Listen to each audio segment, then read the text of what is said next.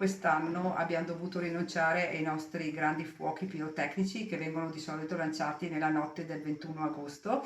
Però questa decisione, che è stata presa sicuramente non a cuor leggero e con tanto rammarico, è stata dovuta naturalmente alle condizioni ambientali che ci sono e alla grande siccità che è in atto nel nostro comune come in tutto il Veneto. È una decisione con pochi precedenti quella presa dal sindaco di Vittorio Veneto, con la siccità che di fatto ferma una tradizione attesa quanto consolidata, i fuochi d'artificio di Sant'Augusta, evento clou dell'estate vittoriese che da sempre porta a Serravalle tra le 30 e le 50.000 persone, troppo alto il rischio di incendi boschivi, come testimoniato anche dai recenti episodi in tutto il nord-est, da Miane alla Carnia, passando per le vallate bellunesi. Noi l'abbiamo presa con un alto senso di responsabilità. Vittorio Veneto è tra i comuni dove la protezione civile regionale ha dichiarato lo stato di grave pericolosità per incendi boschivi. La pioggia prevista nelle prossime ore, si chiarisce, non è sufficiente, anzi i fulmini possono al contrario costituire essi stessi una causa di innesco. Da qui non un semplice rinvio ma l'annullamento. Si dovrà aspettare il prossimo anno per rivedere i fuochi di Sant'Augusta,